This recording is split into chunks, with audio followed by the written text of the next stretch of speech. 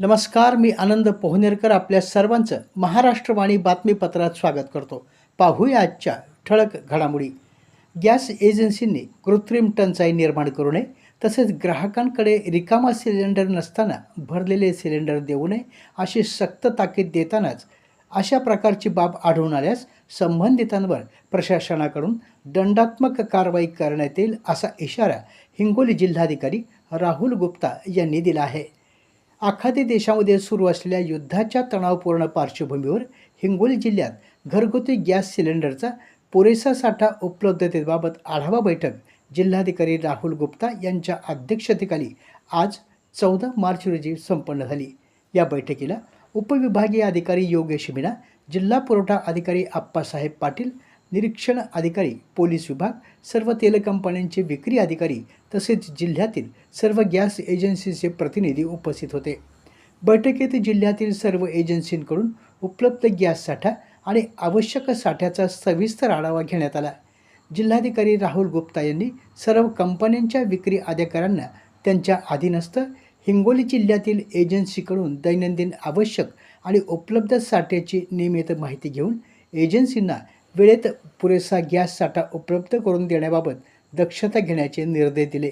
तसेच एजन्सीची तपासणी करून तांत्रिक समस्या असल्यास त्याचं तात्काळ निराकरण करण्याबाबतही कंपनीच्या वरिष्ठ अधिकाऱ्यांना त्यांनी सूचना दिल्या. सध्या हिंगोली जिल्ह्यात घरगुती गॅस सिलेंडरचा पुरेसा साठा उपलब्ध असून पुरवठा सुरळीत सुरू आहे.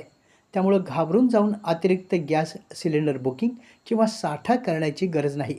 अफवांवर विश्वास न ठेवता अधिकृत माहितीसाठी जिल्हा प्रशासनाशी संपर्क साधण्याचं आवाहन जिल्हा प्रशासनाच्या वतीनं नागरिकांना करण्यात आलं आहे. परभणी तालुक्यातील सिंगणापूर या महसूल मंडळाच्या ठिकाणी आज शनिवारी छत्रपती शिवाजी महाराज महाराजस्व समाधान शिबिर जिल्हाधिकारी संजय सिंह चव्हाण आणि सिंगणापूर येथील प्रशासक तथा सरपंच शारदा पांडुरंग खिल्लारी यांच्या उपस्थितीमध्ये घेण्यात आलं. महत्त्वाचं म्हणजे एकाच दिवसात 1041 लाभधारकांना लाभ वितरित करण्यात आला. यावेळी उपविभागीय अधिकारी उदयसिंह भोसले, तहसीलदार संदीप राजपुरे, गटविकास अधिकारी रावसाहेब चकोर, प्रगतशील शेतकरी एकनाथ साळवे तसेच विविध विभागाचे अधिकारी उपस्थित होते. या महाशिबिरात महसूल विभागामार्फत 43 प्रलंबित फेरफार निकाली काढण्यात आले.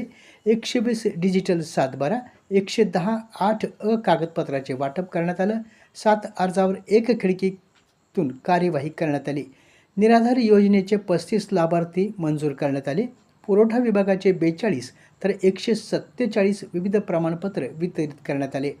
रोजगार हमी योजनेचे 12, महिला आणि बालविकास 50, पंचायत समिती घरकुल लाभार्थी 29, जिल्हा कौशल्य विकास 26, आयुष्यमान भारत कार्ड 68, नोंदणी आणि मुद्रांक विभाग 16, पशुसंवर्धन विभाग 151, तालुका कृषी अधिकारी कार्यालय 38, आर्थिक साक्षरता 40, जिल्हा महिला बालविकास 41, आधार केंद्र 13, भूमी अभिलेख विभागाच्या वतीनं 42 लाभ वितरित करण्यात आले.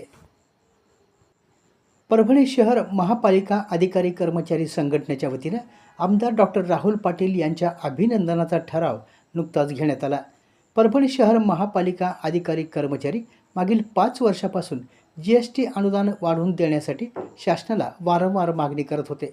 यासाठी कर्मचारी संघटनेच्या वतीनं वेळोवेळी मुख्यमंत्री तथा नगरविकास मंत्र्यांची भेट घेऊन कर्मचाऱ्यांच्या वेतनाचा प्रश्न तात्काळ मार्गी लावावा अशी मागणी करण्यात आली होती. याबाबत कोणताही निर्णय शासन स्तरावर घेतला जात नव्हता. ही गोष्ट लक्षात घेऊन आमदार डॉक्टर राहुल पाटील यांनी अधिवेशनाच्या निमित्तानं विधिमंडळात लक्षवेधी मांडली होती. नगरविकास राज्यमंत्री यांनी परभणीचा प्रश्न तात्काळ सोडवण्यात येईल आणि कर्मचाऱ्यांची अडचण दूर करण्यात येईल. GST अनुदान वाढीसोबतच GST थकीत रक्कम तात्काळ देण्यासंदर्भात कार्यवाही करण्यात येईल असं उत्तर दिलं होतं. यामुळे परभणी महापालिकेतील कर्मचाऱ्यांना GST वाढीव अनुदानाच्या वेतनाचा फायदा होणार असून या अनुषंगानं कर्मचाऱ्यांनी झालेल्या बैठकीमध्ये आमदार डॉक्टर राहुल पाटील यांच्या अभिनंदनाचा ठराव घेतला.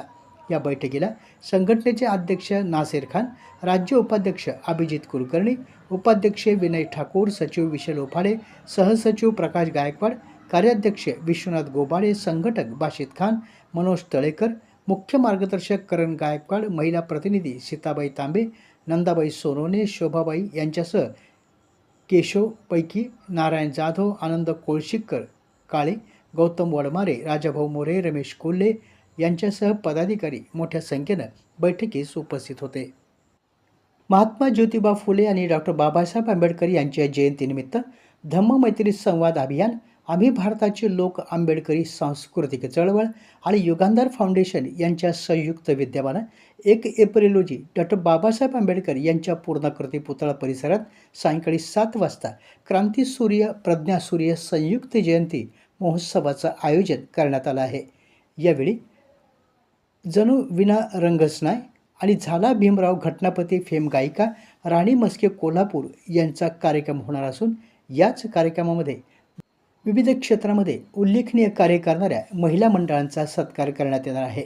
या कार्यक्रमाची जय्यत तयारी सुरू असून संयोजन समिती निमंत्रक गौतम भराडे, धम्मदीप रोडे, संजय बगाटे, कचरू गोडबोळे, संजीव आडागडे, एम बरे, सुनील पवार, सुभूषण मोरे, गौतम पंडित, सुधाकर श्रीखंडे, सुदाम तुपसमुद्रे, राजकुमार एंगळे, उमेश शेळके, समीर रोडे, लखन सौंदरमल आदी पदाधिकारी परिश्रम घेत आहेत.